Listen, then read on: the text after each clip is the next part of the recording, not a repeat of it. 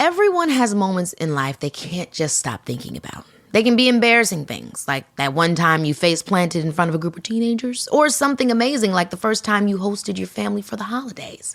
And on Baby, This is Keke Palmer, hosted by me, Keke Palmer, and presented by BMW, we know to savor the good memories and let go of the bad. And one thing everyone remembers fondly is their first time behind the wheel of a BMW. So come join me and BMW this summer as we explore pop culture moments and topics you just can't stop thinking about on Baby, This is Keke Palmer, sponsored by BMW, the ultimate driving machine. Acast powers the world's best podcasts. Here's a show that we recommend. What is The Briefing Room? It's a behind-the-scenes look at how the criminal justice system works and the lives of the people within that system. If you love true crime, well, these are the real people who do the job every day of making sure justice is served. Hi, I'm Detective Dave. I'm Detective Dan.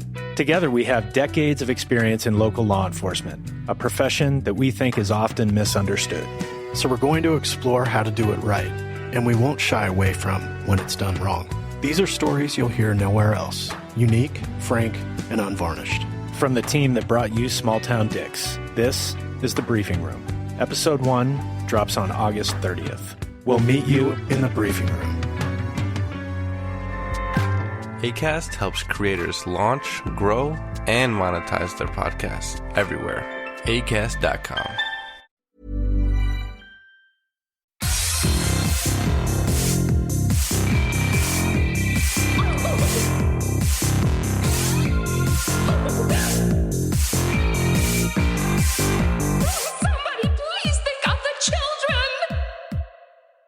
And welcome back to Little Cuts, our weekly mini-sode where we dig into the things that we've been watching recently. I'm Terry. And I'm Mary Beth. This week we are talking more horror anime, an erotic catfishing thriller, a movie with all of the trigger warnings. Then we say her name, and then end with a fun, problematic movie with a problematic history.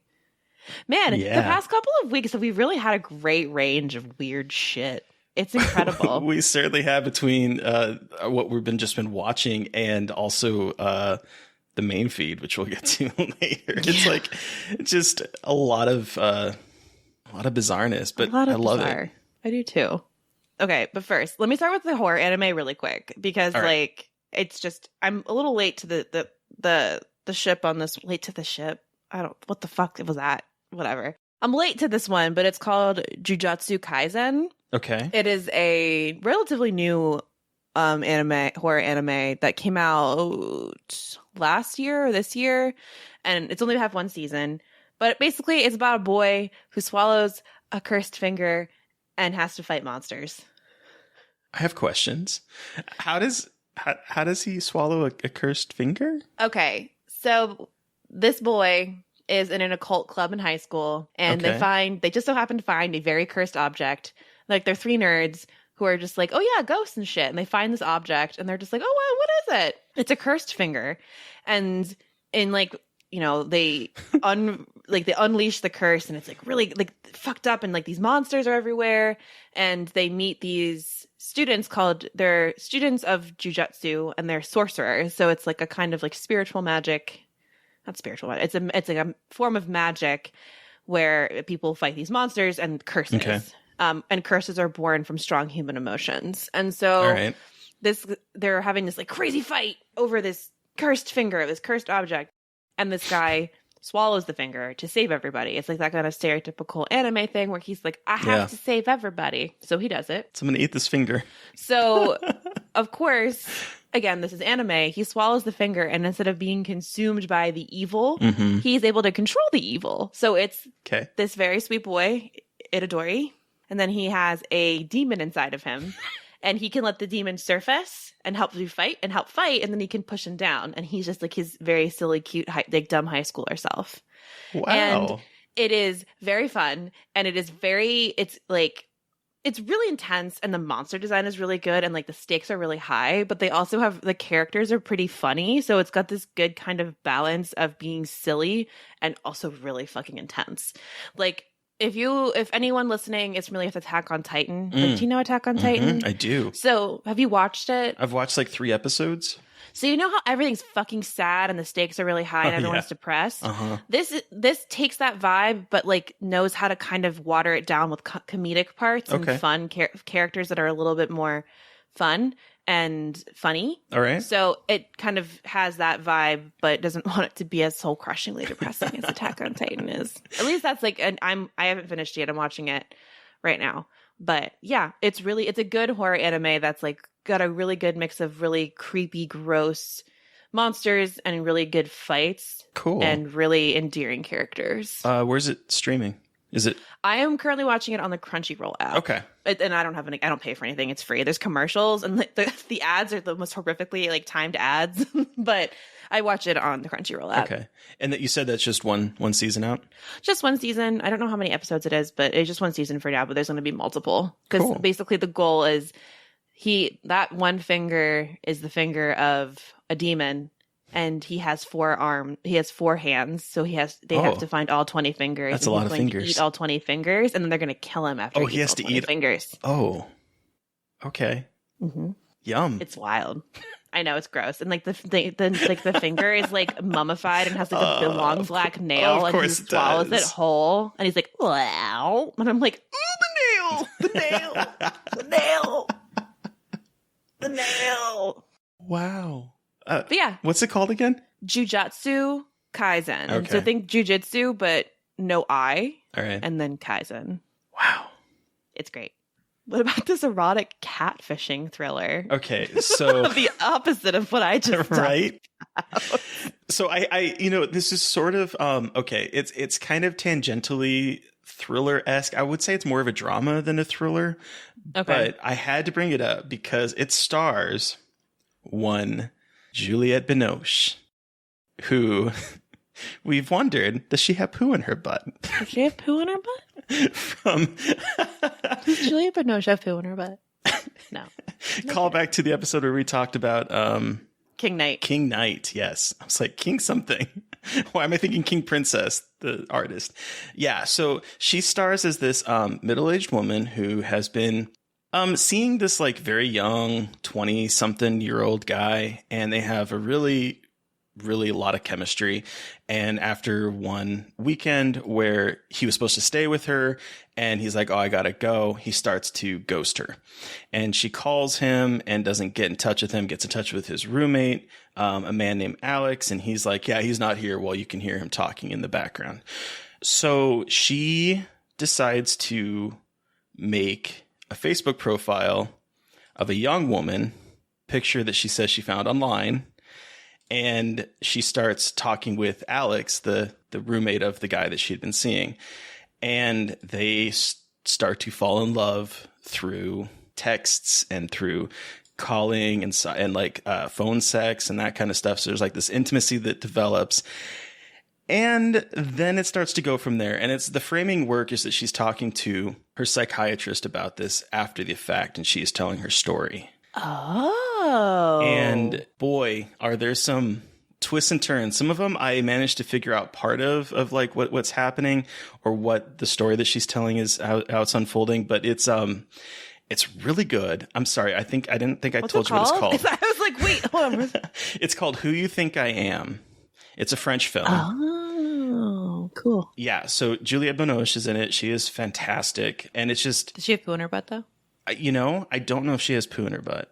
That was a question that unfortunately did not get raised in the. It's a little long and it's a slow burn. There's a lot of things going on. There's a lot of things going on, so I get it. There is, but it is a little long. It is a slow burn, so it might not be everyone's cup of tea. But I'll tell you, I was like enthralled the entire time, and it's very, very sad.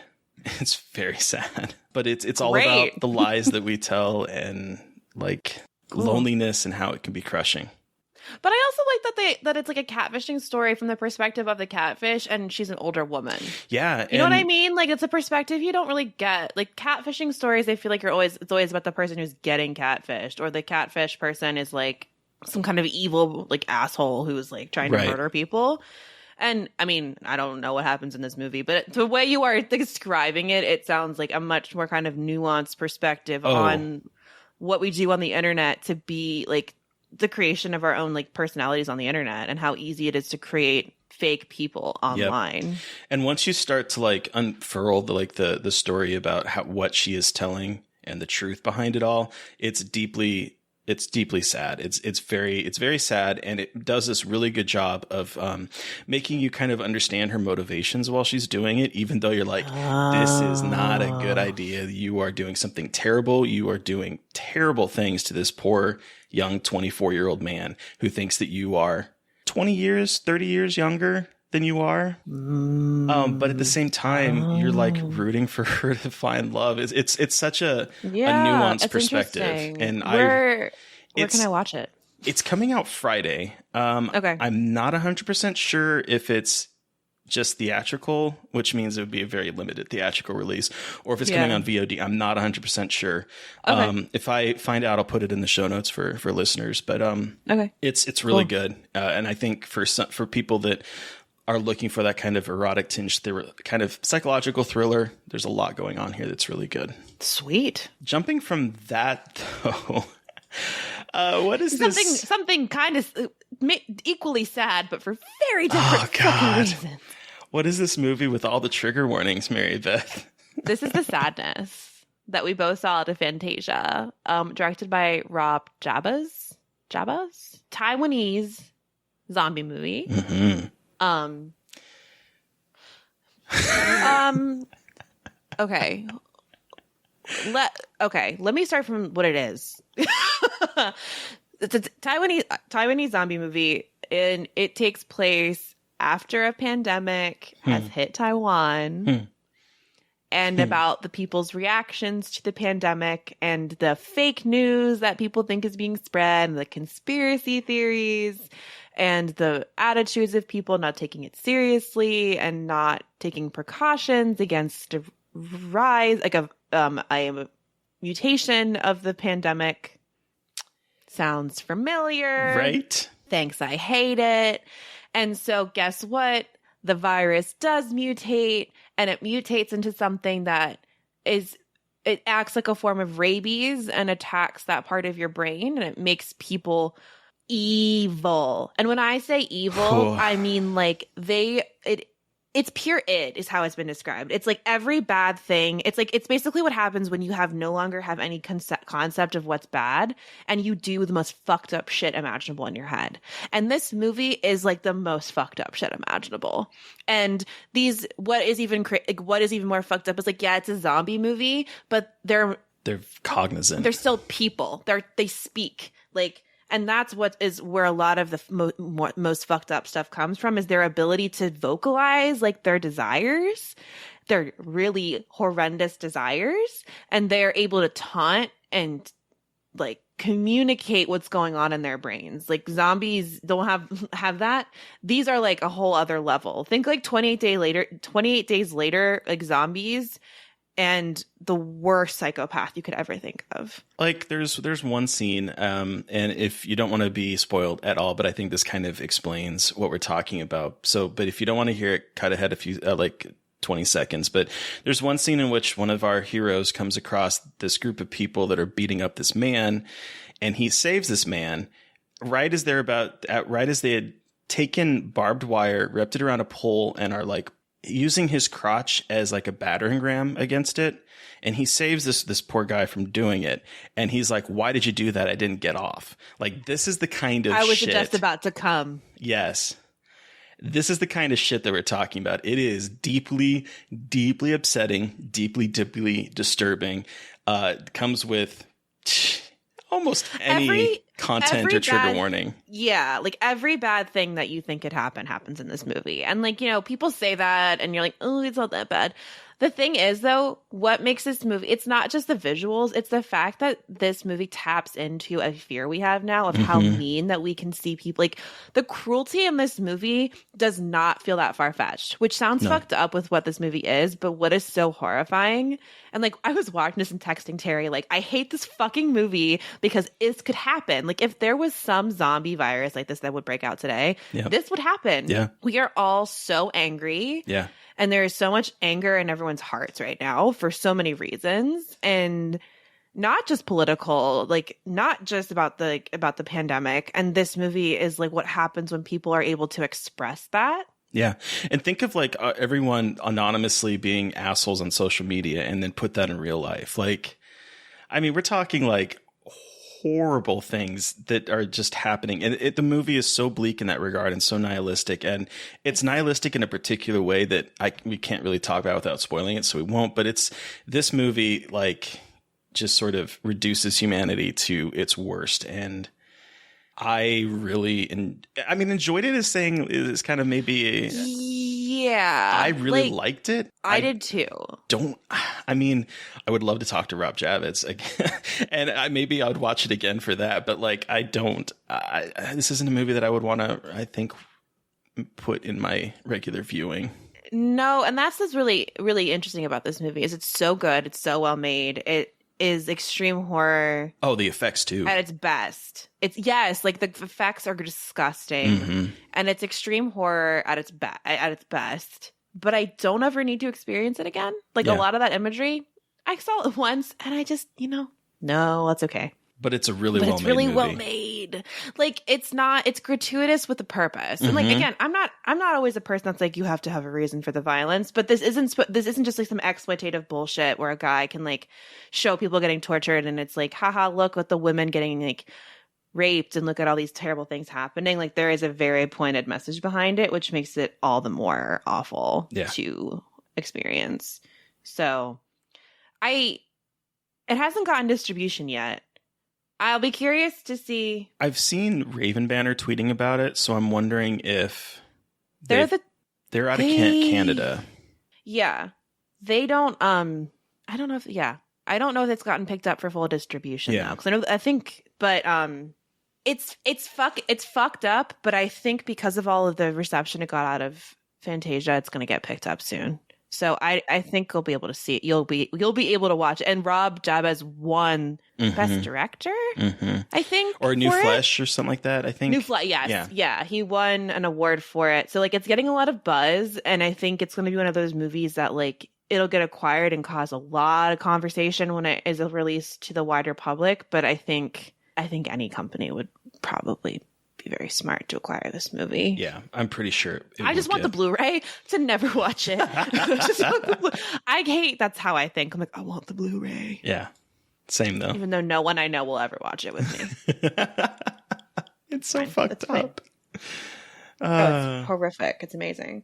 So, a movie came out last week. Yeah. Just a little movie. Yeah. A little movie. I think it's a sequel. A sequel? I don't know. Something I'm looking in the mirror and I'm just for some reason feeling compelled to say Nia DaCosta. Yeah. Nia DaCosta. It's a name that really rolls off your tongue really well. It sounds good. You know what sounds even better than Nia DaCosta? What's that? Nia DaCosta's Candyman. Yeah, what was that? Say it one more time. Nia DaCosta's Candyman. One more time. Nia DaCosta's motherfucking Candyman. Nia DaCosta's Candyman. One more time for the folks. Nia DaCosta Candyman. And here she is right next to me. Hi. This is now an interview. Hi, hello. Nia. Oh my gosh. Hello. Hi, Nia. What'd you think? I liked it overall. Yes. I'm not as positive as some people, but I'm not as negative as others, which makes me sound very milquetoast and in the middle. But I think that I loved the artistry behind it. I think there's some really interesting stuff going on in this movie. I think that there is a very important movie to be made by a Black director with Black characters that touches on a lot of things like about Black trauma and the cycle of Black trauma and intergenerational trauma. That being said, the movie is way too short for what it's trying to accomplish. Yeah, it was one of those times where it's like 90 minutes. I would have loved to have it be 2 hours.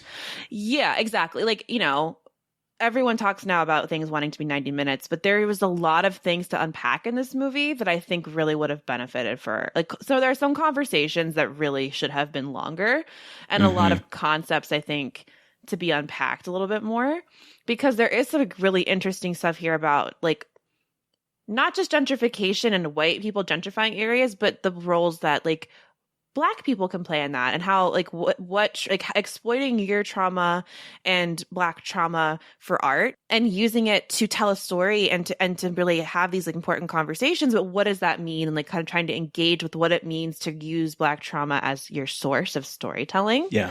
And I am a white woman, surprise, surprise. So like, you know, it's hard for me to kind of speak on that because that, you know, I don't have that experience. But I think Nia DaCosta was doing something really interesting there, especially as she herself is a Black woman trying to make art about Black trauma. But I don't think there was enough space for that message to really be teased out enough. Yeah. And I also was wondering what you think about the fact that maybe the script was also a little sanitized for wider audiences. You know what I mean? I wonder, like I was looking at like after I wrote my review, because my review is out there. I haven't really been publicizing it because I don't know. The conversation around this movie has been sort of toxic in a way.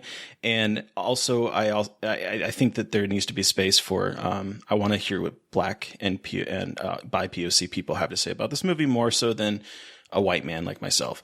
But I do think from what when I was reading some of the reviews from black critics, I was seeing this thing that maybe this movie was either A, not made for them, but made for a wider audience, or B, that maybe there was a little bit of sanitizing happening at the movie studio. And I mean, you never know, right? You never know what the answer is. But I do think that this movie tackles a lot. There's a lot of really big ideas here. And it has to do a lot because it has to be a sequel. It has to establish its own mythology. It has to talk about urban legends. It has to talk about police violence on Black bodies and violence on Black bodies in general. It has to talk about, as you said, generational trauma and the way that people, because the whole idea, one of the characters in the movie talks about how no one in Cabrini Green talks about Candyman because to talk about him unleashes him. But the problem is that when they don't talk about it, it just festers and it creates this cycle of abuse that keeps happening. And you could take that as a metaphor for the way in which people have been recently talking out. Well, not just recently, but people have been more openly and more widely talking about trauma on Black bodies, particularly from the police. And the fact that now that it's happening, it's out there and we've said its name. And so the movie kind of tackles that, and it has to do all of this stuff. And there's just way too much to handle in 90 minutes, as well as telling some kind of, cohesive story, as well as being a horror movie. So there's too much going on in this 90-minute time frame. And unfortunately, as much as I loved, because I did love the shadow puppetry that happens in this film, a lot of it was kind of recapping things that we'd already know. So even that 90 minutes is reduced because there's a lot of those little interstitials telling a story of which to remind us of the past. And I'm just like, gosh, I wanted this to be longer because not because it was one of those movies that I was like, I could live in this movie forever, but because there's too much story happening in 90 minutes. I also think that the shadow puppets are incredible and I love the way they're used, stunning. But I also wish they had used less of them in the marketing. And I get why they did that and it makes a lot of sense. But like a lot of the stuff that you saw in marketing in the trailer, it's kind of the same thing with the shadow puppets. And it's incredible and I'm glad they used it. But, there are some things I think, but there's that's the thing. There's a huge burden that comes with an IP like this. Like any big horror IP, no one's going to be happy. Everyone's going to be a dick. Yeah. Not everyone, but so many people are going to be dicks about it. It has a very large race component. So we all know that there is a very vocal faction out there that's going to be an absolute piece of shit. My favorite is, the original wasn't woke. And I'm like, no, the original one was talking about a lot of the, some things. And yes, there was problematic aspects to that original one, but you can't call it not woke. Particularly the at the time. concept of Candyman is literally tied to the housing Cabrini Green housing projects in Chicago. And if you have even if you just Google it, what Cabrini Green is, the very, very violent, turbulent history that Cabrini Green has with the city of Chicago and the police and a lot of the issues that went on in those housing projects, but that were kind of exacerbated by rich white people, whatever. Anyway, I know I'm preaching to the choir, but it's just you can't win. And that's why it's I had my issues with it, but I'm also a fucking Black woman directed this movie. It's number one in the box office. Hell yeah. It's beautiful. It's well done. I think, it's an incredible thing. This is a marvel of modern filmmaking. And I say that only, not only, but because these kinds of films with these messages, they're not perfect and there are issues with the message, but they're getting made and they're getting number one at the box office. And I know the box office numbers right now are like kind of bullshit. Mm-hmm. But like a lot of people I know went to the theater for the first time since COVID to see Candyman. Yeah. And I went to the theater to see Candyman. And if you didn't go to the theater to see Candyman, I fucking get it because it's scary out there. Mm-hmm. And like just imagine how this would perform outside of the pandemic. Yeah. Ugh, I hate the fucking pandemic. I know. Get vaccinated, people. Please get vaccinated. And like, don't go to the movies you don't feel comfortable. This is not us trying to say go to the movies. No. Like, please don't if you don't feel comfortable. Like, I don't. I'm lucky that I also saw the movie at 12 p.m. and I live in like a rather progressive county that requires masks everywhere still. Like, I'm lucky. But anyway, stop saying it's fucking Jordan Peele's movie. I'm going to light everybody on fire. Stop saying that. This is only her second movie. I didn't like fully realize that it was only her second movie. Yeah. And now she's going to make the Marvels. The Marvel. It's fucking incredible. Like, fucking good that trajectory. For her. Great. Fantastic. Fucking good for her. Yeah. That's the trajectory she deserves.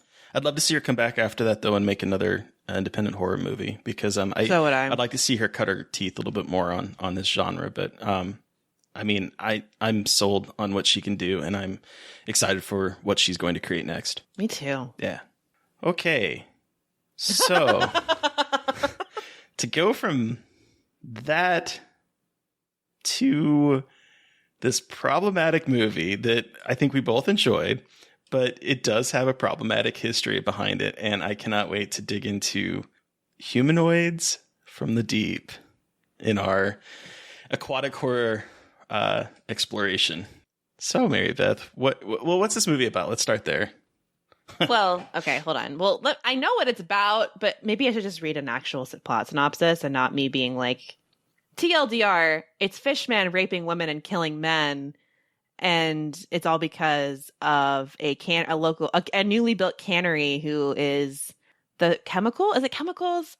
Things spilling into the water are mutating creatures. Coelacanths, or I think that's... Yeah, they mutated sea creatures into these humanoids from the deep that have like external brains and kind of look like... I mean, let's be honest, they're men in suits. And they're men in suits. Oh, they're 100%. But it's got like a creature from the Black Lagoon-ish vibe.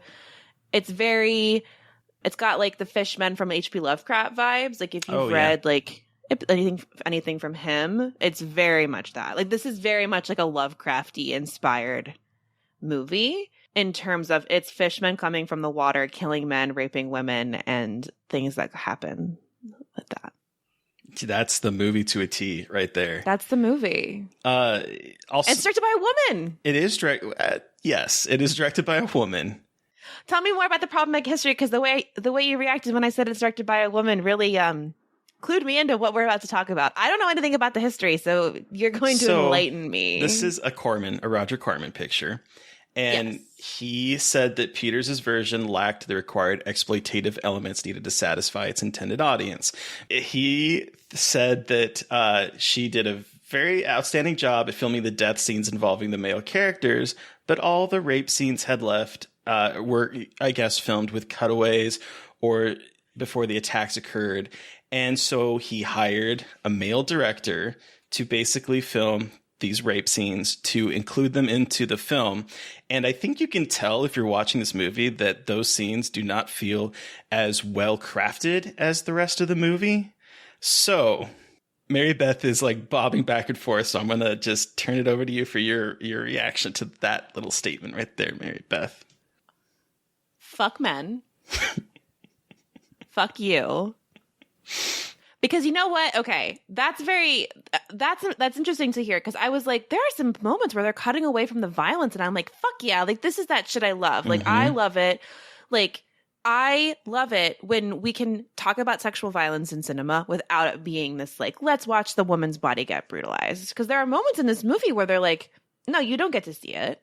And like the naked female body is on screen, but it's not sensationalized. It's like, oh, it's tits, but like it's tits. You know what I mean? Like it's like, oh my God, it's tits. It's like, oh look, she took off her shirt, and like it's got that like sexy, weird vibe to it. But now I'm like, well, what the fuck was actually hers and what was shot? To make matters worse, though, I forgot to mention this part.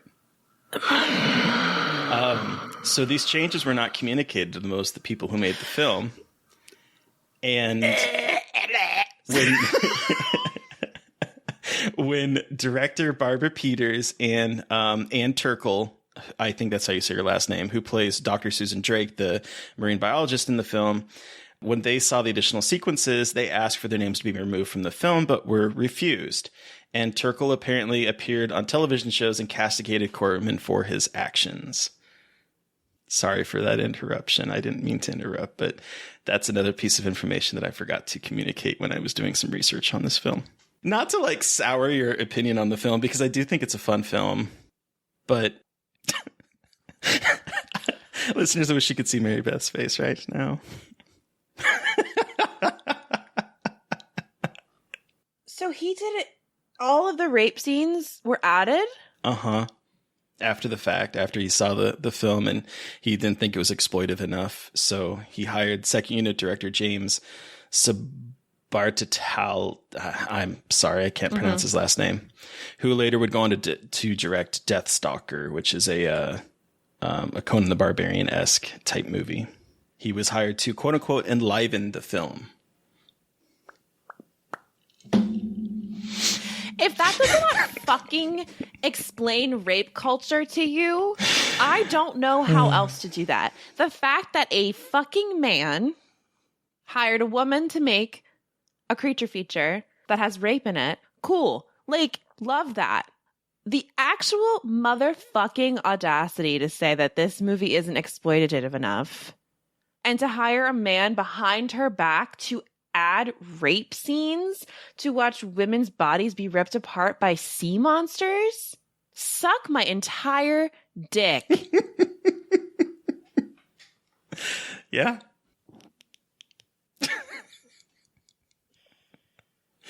And like, it's a good movie. I like the movie. Yeah. And like, That's the thing. I actually would have liked it much better without those sequences. Like every single time I'm like, oh, here we go again. Like, all I want is like him ripping into the tent, cutting open the guy's back, her screaming, and then we cut away. Or like maybe it grabbing her, and you can infer the violence, but I don't need to see a woman getting raped by a fish man. No. Like, the concept in general is exploitative. Like, you don't need to add more to it. that is so fucking sus and weird, and I know everyone loves Roger Corman, but that's fucking despicable behavior. I agree. On a lot of different levels. Yeah. I agree. That sucks. I hate messes. Sorry. Just support more women filmmakers. We just talked about Nia DaCosta getting shafted. This shit has not ended. It will not end for a long time. But please just give women fucking credit for their work and trust them. This is the other problem. It's like it feels so much in a lot of these movies that men hire women as like a diversity hire. Like, we got a woman behind the camera. And then they do it and like, I don't trust the woman, so I'm going to make it my own. And it's like, I'm not saying that's not what the Candyman. That's not what I'm saying about that one. Yeah. But in this case, like, that's the vibe I get, where it's like, oh, the woman didn't do what I wanted to do. And the woman did something different. And, we can't do different. Yeah. Sorry. I'm just mulling this over in my head. The finale is really good. Yeah.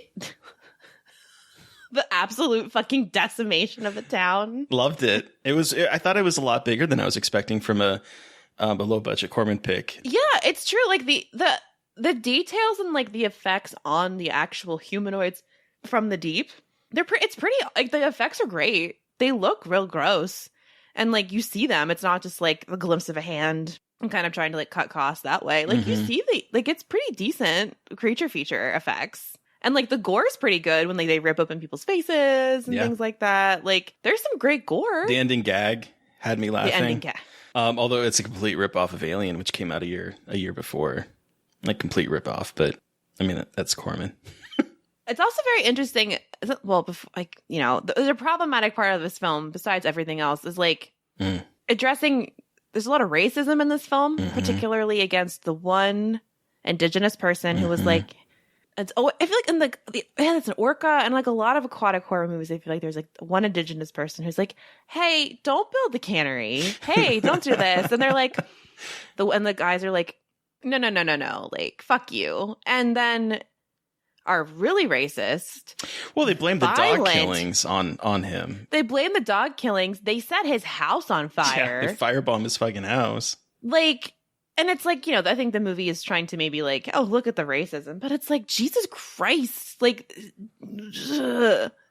It's just like, you know, okay, again, another depiction in a horror movie of like the one indigenous person left in the area who's like the person who gets to shoulder all the blame, but is actually innocent. And you know he's innocent, but it's like, but why do we have to watch this person go through all this trauma? Yeah. And 1980, I get it, but it's like it's a weird trend that is just like, why? But that kind of gave me bad taste in my mouth. Yeah, I wasn't quite sure what it was, if it was trying to make a statement or not. This movie kind of flip-flops a lot of times on what it's trying to say or what it's doing, and that was one of those cases because, like, of course, this man whose house is firebombed, who the entire town folk believe that he's killing dogs, of course, is the one that offered to go on the ship to help people when all the white people are like, nah, I don't want to do that. So, like, I think it's trying to say something. I don't think it's 100% successful. It also feels like they want to do like the noble savage trope too. That too, yes. And like, yep. It's just, I think what is fascinating to me and that this movie just kind of made me think about a lot is just like indigenous people in movies are shoehorned. And like this, a lot of it happens with like all like people of color. But it's like, especially when like you just, you know, there isn't a lot of indigenous representation in movies in general. Right. And it's like there really only a few roles that like are written for indigenous people. Mm-hmm. I know that's changing with like Reservation Dogs. I have not watched Reservation Dogs, but I know that's exciting on FX, the new show that boasts an indigenous cast. And like there's some films coming out like Wild Indian out of Sundance coming out about like indigenous experiences directed by indigenous people. So it's growing, obviously, but I think that we had Blood Quantum, yes, exactly. There's just like, you know, and it's like I just don't think people are so like unaware of it. I think a lot more like are just very unaware of kind of indigenous issues and like how complex a lot of them are in terms of like our colonialism and stealing their things, their land, their lives. But anyway, it's a Roger Corman movie and I'm thinking too hard about this, but it's important. Like I'm not trying to be like cancel the movie, but the context is super important. Well, it's like, and that's, I get so sensitive talking about this stuff because I'm like, I don't want people to think I'm saying fuck this movie because of that. But like you also can't talk about it and not acknowledge it. Well, I mean, part of the thing about what we're doing is we're looking back at those films and we're exploring them and seeing the history behind them. And I did enjoy this movie. I like this movie a whole lot. I think it's a lot of fun.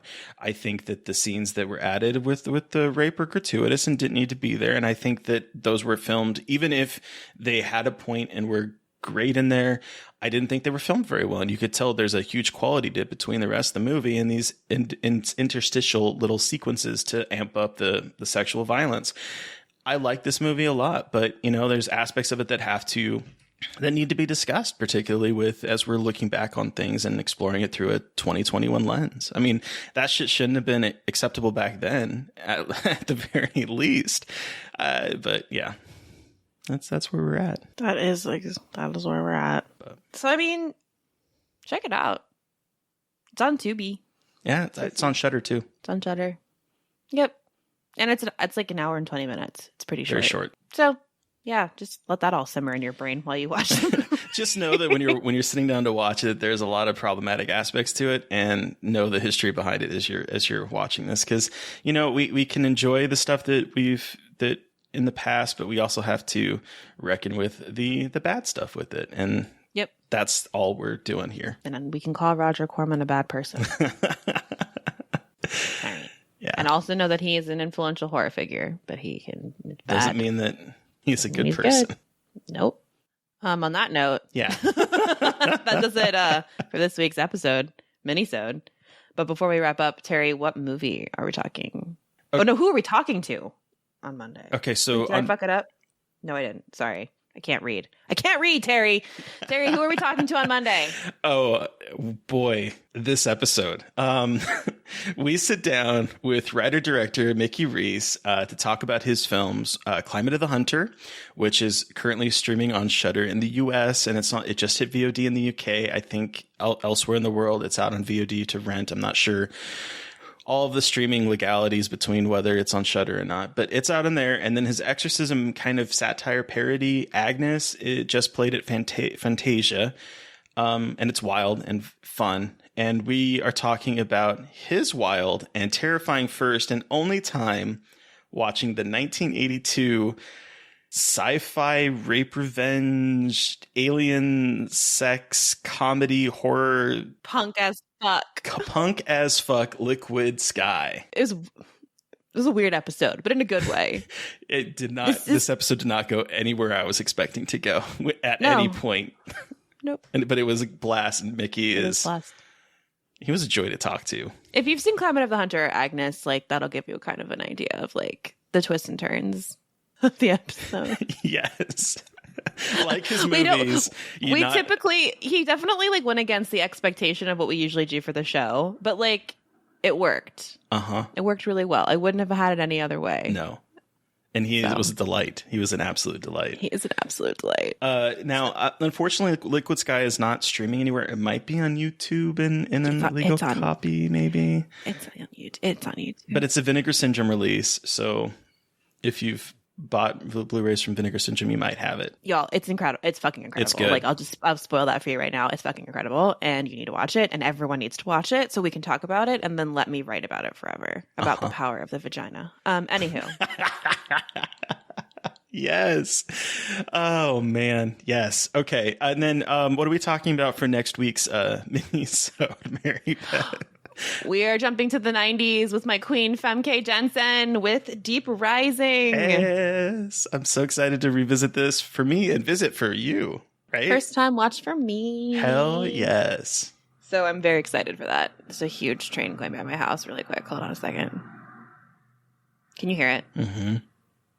You know what I can't hear, though? Cars. Fucking cars.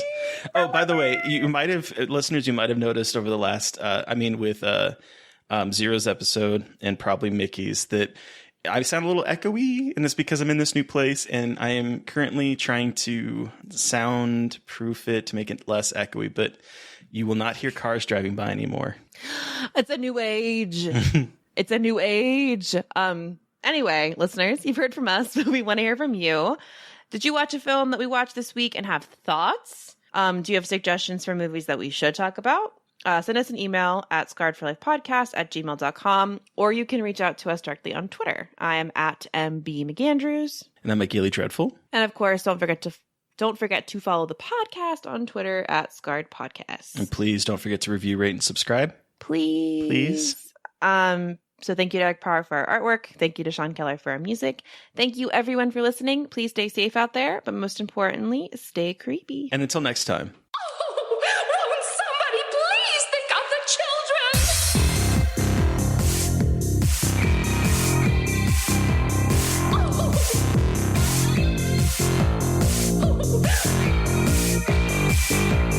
Somebody please think of the children!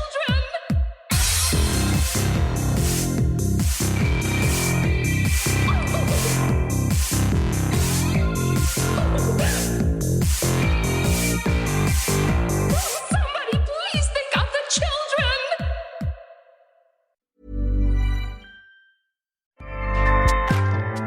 Acast powers the world's best podcasts. Here's a show that we recommend. What is The Briefing Room? It's a behind-the-scenes look at how the criminal justice system works and the lives of the people within that system. If you love true crime, well, these are the real people who do the job every day of making sure justice is served. Hi, I'm Detective Dave. I'm Detective Dan. Together, we have decades of experience in local law enforcement, a profession that we think is often misunderstood. So we're going to explore how to do it right, and we won't shy away from when it's done wrong. These are stories you'll hear nowhere else. Unique, frank, and unvarnished.